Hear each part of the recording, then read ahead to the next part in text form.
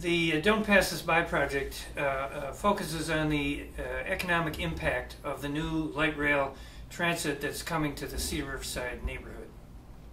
Assalamu alaikum. Bahada la yiraahdo Don't Pass Us By waxa ay rabtaa inay wax inooga sheegto waxyeelooyinka iyo sida uu ugu waxyeelan doono tareenka xaruntiisa cusub ee laga dhisi doono Cedar Riverside Plaza ama xaafadda loo yaqaano West Bank. The project is a partnership between the West Bank CDC and Somali Action Alliance. Waxa iska bahaystay mashruucan waaxda loo yaqaano Somali Action Alliance iyo tan kale ee ah Don't Pass Us By. The funding for the project comes from something called the Corridors of Opportunity. Dhaqaalaha lagu bixinayo wuxuu ka imaanayaa meel la yiraahdo Corridor of Opportunity. This is federal funding that's designed to help low-income communities of color be more actively engaged in transportation planning. Waxa uu ka yimid dhaqaalahani federaalka ayaa bixinaya dawladda federaalka ah. Waxa kale loogu talagalay in uu caawiyo dadka danyarta ah ama aan dhaqaalaha badan haysan ee loo yaqaan dadka low income-ka ah oo si ay u helaan gaadiid fiican iyo maxaa ku yiraahdaa wada socod fiican xaafadaasi si ay dadkaasi uga maarmaan mar walbaaba inay gaari yeeshaan. This is important because in the past low-income communities of color have often not been involved in the planning. Arintani waa aad ay muhiim u tahay maxaa yeelay hadda ka hor kama aysan soo qayb galin dadka loo yaqaan dadka kalarka mashruucyada caynkan oo kala ah. And as a result, they have not benefited as much as some other communities. Arintana waxaa ka imaaday in aysan si maxaa ku raahday active ah ama si oo la dhihin karo wax la taaban karo aysan wax ugu yeelanin mashruucyada caynkan oo kala ah. The light rail will come to Cedar Riverside in something called the trench along where Washington Avenue goes. This is a slide of what the trench looked like before construction occurred. Tareenku wuxuu ka imaan doonaa dhanka teerka iyo Washington dhanka oo markii highwayga 35 ka la galayo layrka saan markii loo leexdo dhanka bidixda ah meeshaas oo isku weedaara doonaan tareenka iyo basaska stationka cusubna dhankaas uu noqonayaa ilaa iyo wuxuu isku xirayaa Simbola jaamacadda dhankeeda southwestiga. The station is now under construction. This is the station, the train tracks here and the road for cars here. Tareenku waa kana xaruntiisa cusub hadda dhismaha uu ku socdaa saana inuu eg tahay dhankaana gawaarida mari doonaan dhankaasna waa dhankii tareenka weli lama dhameynin laakiin hadda sidaas uu eg yahay. This is Cedar Avenue up here. Cedar ama Riverside Plaza dabaqeedii ahayna waa kuwaas halkaas ay ka muuqdaan oo qofka xitaa gurigiisa markuu saaran yahay uu arki karaa meesha hoose.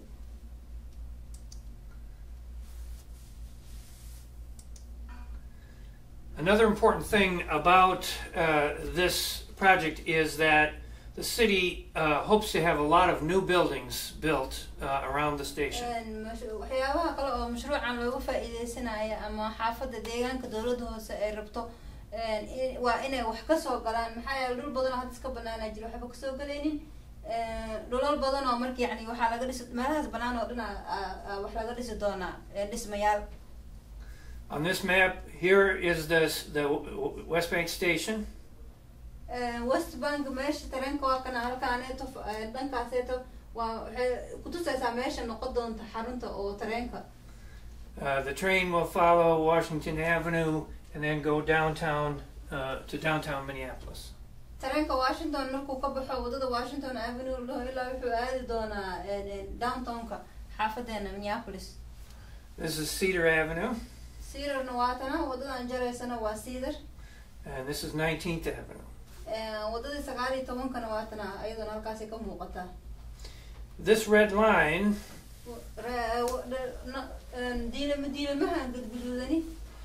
outlines the area that the city would like to see have a lot of new buildings. وحرم ماشان دينيمها قد وحنا كل شيء يعني meelaha ay rabto xaafada ama xaafada deganaa citygeena in ay ku aragto isbedelo ama dhismayaal inay ka sameyso. This is the city's plan for the future. mustaqbalka sida aan rabnay inay xaafadeena u ekaatana waa saana markii tareenka la saaro kadib. There are 4 sites right around the station for new development. The blue one, right? The blue. Yeah. dhinacyadan bulbuluga ana waa dhinacyada progresska ama maxaa kala soo kobcay oo laga rajeynayo in oo maxaa kala dhismayaal cusub iyo adigu dakhliga ka soo gal xaafada buluuga saas way macnihiisa. And there are additional sites, the purple, that will happen in the future. dhinacan barbalka ama kalarka caynkaas oo buluuga u dhowna waxa waaye mustaqbalka ayadana si kuwa la rajeynayo ayakana in la dhiso. This is a cross-section of the trench, and this is Cedar Avenue. meesha hadda tareenka isku wadaara doonaan waaye meesha uu mari doono halkaana waa Cedar Avenue wadada la dhaho. That's what it looks like now. hadda sidaas ayay u eg tahay oo ever ay u tahay dhinacaas. This is what the city would like it to look like.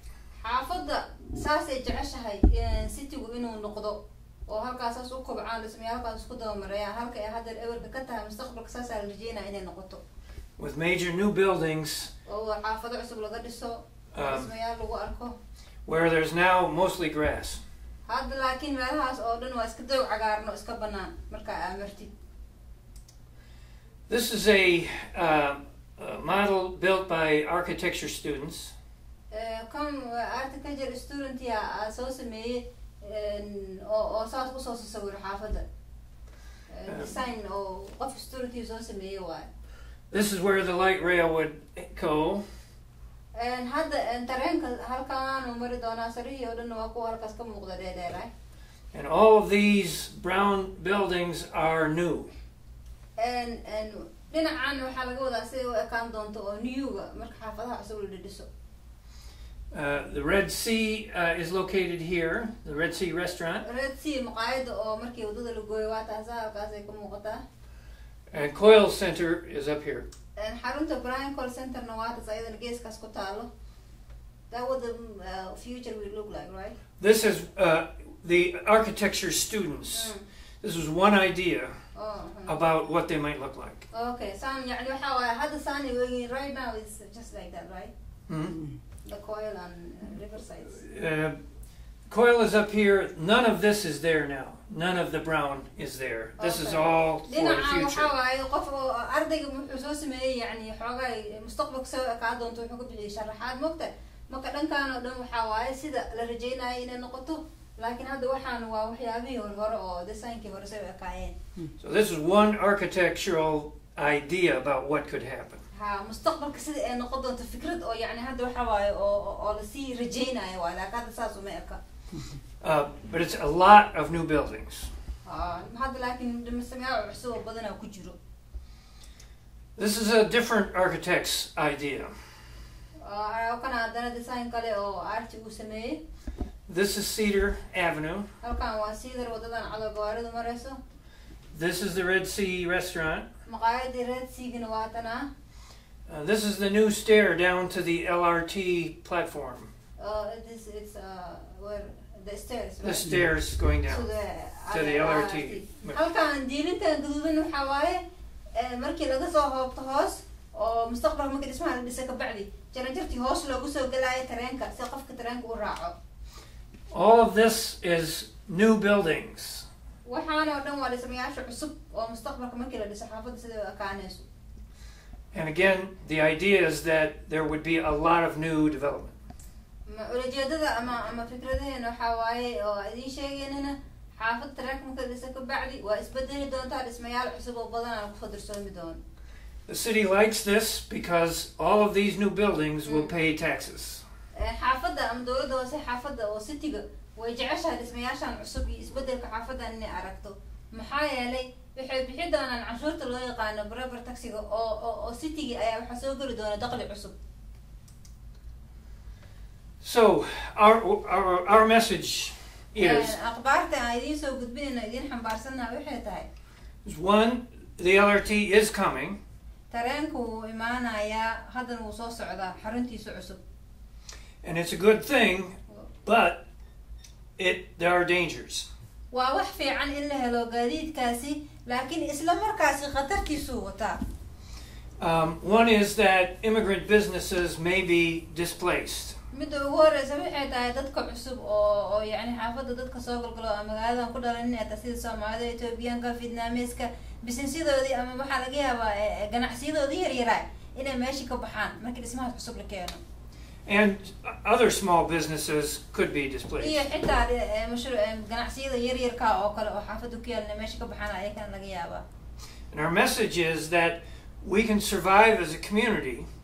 laakiin anaka waxa idin soo gudbinayna waxay tahay hadaa si xaafad ahaan ama isku duubni community ahaan iskugu tagno maxaa ku wada shaqayn karnaa badbaadi karnaa.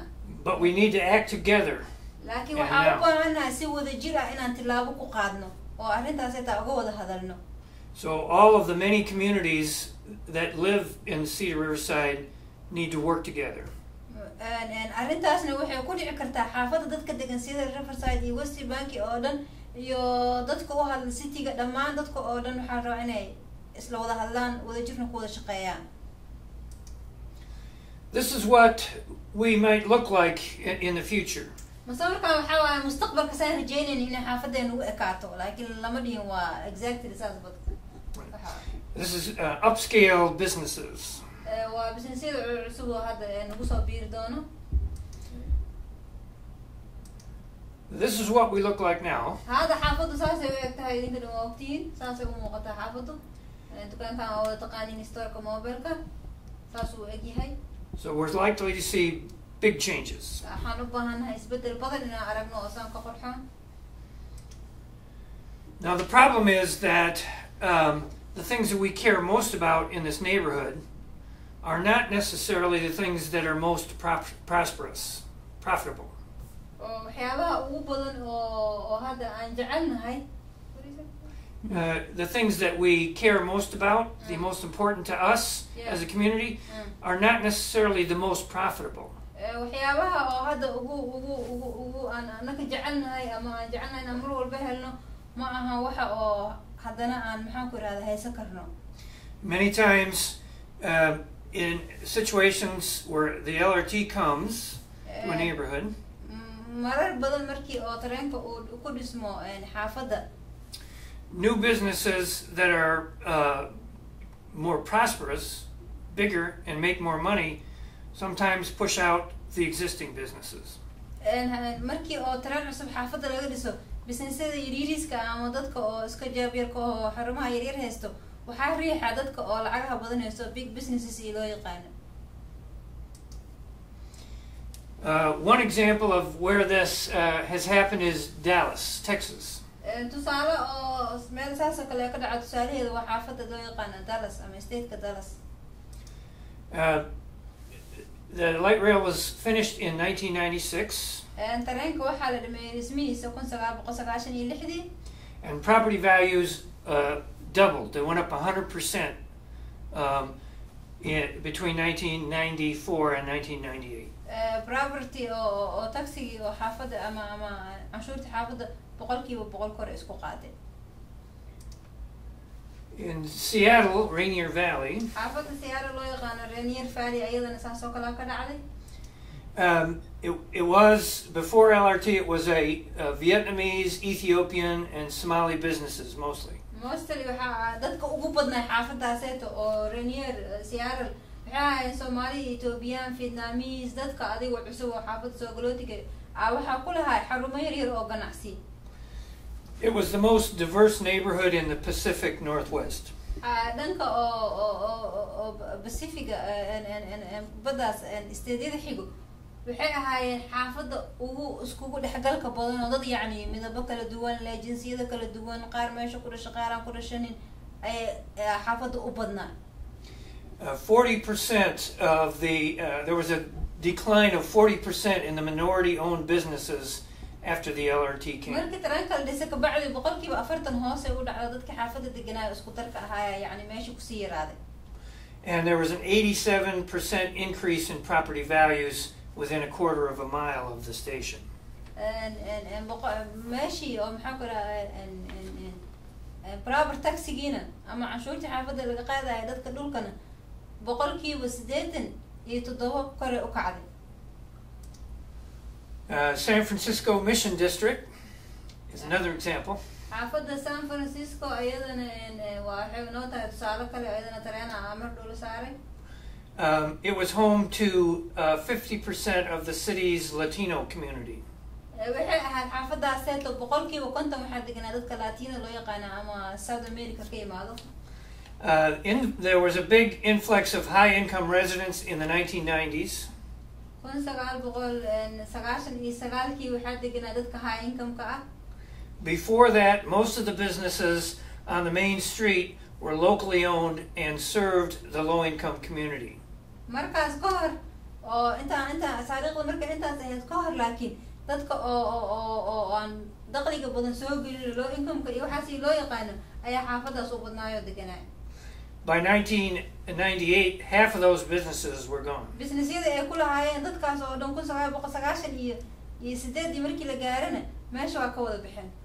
One of the longtime owners saw during that time a 63% increase in his rent. dadki xaafadda deganaa qof ka mid ah wuxuu marqaati ka ahaa ama joogo 63% in ay isbedeshay ijaarkii uu xaafadda ugu jiray. Another place is Portland, the Interstate corridor. tusaale kale ayadana waxa waa xaafadda Portland loo yaqaano state-ka Oregon. The way it works is that transit stations attract higher income people. Transit stations attract higher income people. dadki oo taran stationki oo taranki maray ayaa wuxuu soo jiitay dadki oo xoolaha badan haystay. And the higher income people attract upscale businesses. businessada hoosana ayaga meesha ka saara dadki businessada waaweyn lahaa. Now upscale businesses can pay higher rent. maxaa yeelay dadka oo businessada qatarta ale oo fiican waxay bixi karaan ijaar badan. And the local businesses oftentimes can't afford the higher rent. dadka businessada yaryar lehna qaar ma bixi karaan ijaar badan maxaa yeelay businesskooda xoolo badan ma soo saaro. And cities often help the new businesses and not the existing businesses. xaafadda ama deegaankana inta badan waxay caawisaa markaas dadkii joogo oo meesha business ku leh. Because the city sees the new businesses as new tax revenue. maxaa yeelay xaafaddu waxay u aragtaa dadkan cusub hadda meesha soo galay inay dakhli fiican soo gelinayaan oo yacni canshuuro fiican markaas laga qaadayo. What can we do? haddaba su-aashu waxay tahay maxaan qaban karnaa? There are many things we can do. wax badan ayaan qaban karnaa. Some things that we can do and that have been done in Cedar Riverside in the past. wax badan oo qaban karnaa jira hadda ka horna aan qabanay xaafadeena Cedar Riverside. One is a land bank. mid ugu hore waxay tahay land bank waaye. That's where the city would buy property and sell it to existing businesses. taas macnaheedu waxa waaye xaafadda dhulka gadanaysa ka bacdina dadka businesska degan ayay ka sii gadaysaa. Affordable parking is something the city can help with too. ina baarkimo fiican xaafadda yeelatana waa naga caawin kartaa cityga ama xaafadda. Community owned mall. community-ga ama dadka xaafadda degan inay mall yeeshaan. If the community owned the mall or a building, the community could make sure that the businesses the existing businesses had a place to stay. wuxuu kaloo dhahay haddii xaafaddu ay mall yeelato ama suuq ama dhismo yacni dheer oo xarun weyn oo mashruucyo badan lagu fuli karo waxaa markaas awooda u lahaanayna mashruucyadii businessadii reer xaafaddu ku leh inay isdaaqada ka bixin. We could also do something called forgivable loans. maxaan ku irahdaa amaah maxaan ku irahdaa la isisiin kara wax la dhahana waa sameyn karnaa oo amaaha. The city could make loans to businesses. oo markaaseeta xaafaddu ay siiso lacago dadka businessyada ah. And if the businesses were losing money, because of the changes, they wouldn't have to pay the loans back.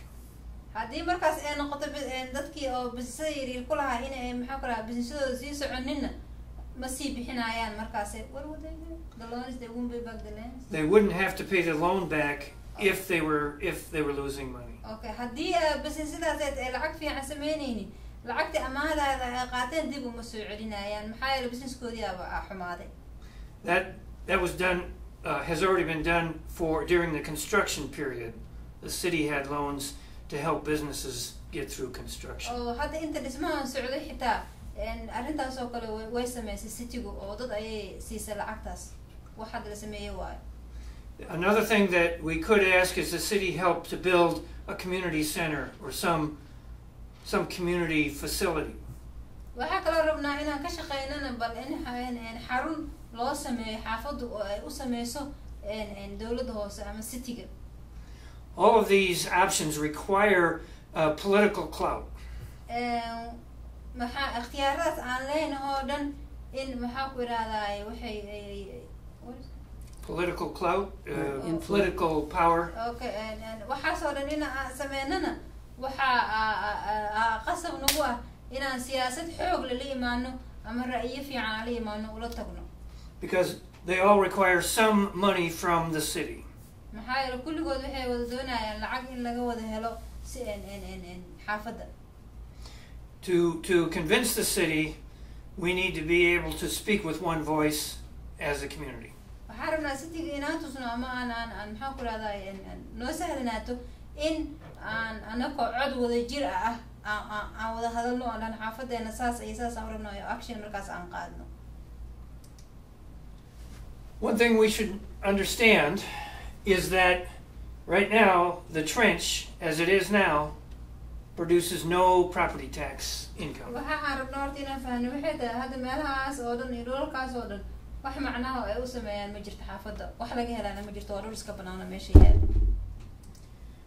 If the city is able to get these things built, there will be a lot of property tax income going to the city.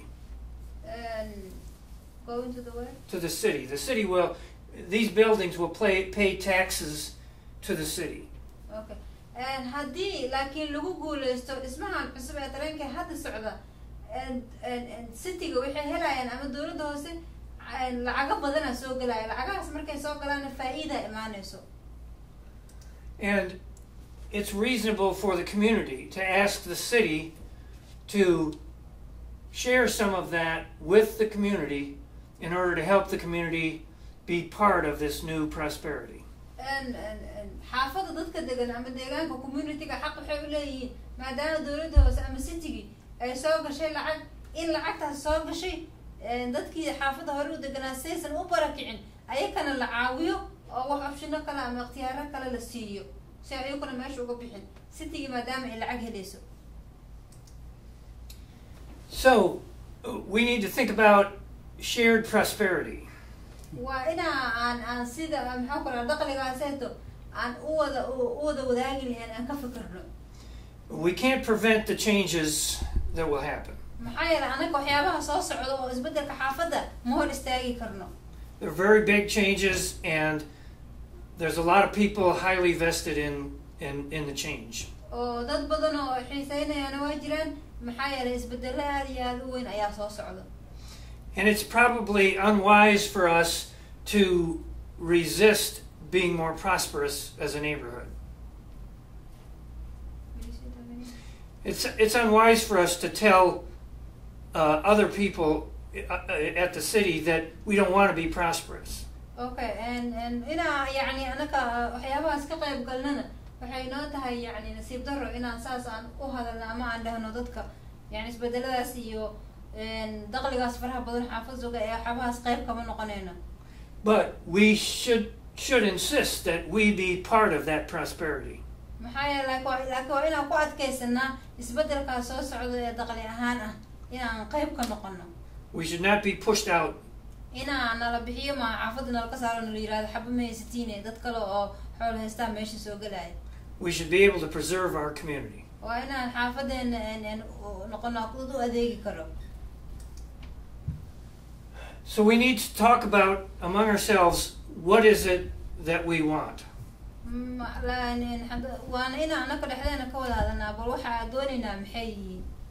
What's important to us? And what do we want to do about it? So we're asking everyone in the neighborhood to join with us.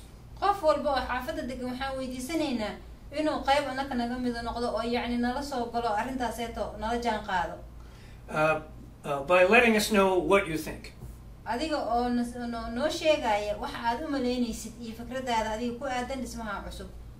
And joining with us to decide what to do.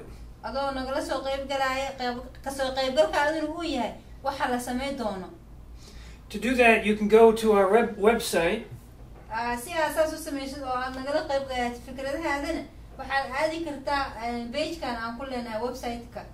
It's www.don'tpassusby.org.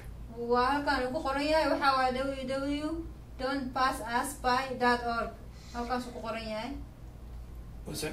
Oh, sorry. Or you can sign up for focus groups and talk to our outreach workers and come to community meetings. Focus group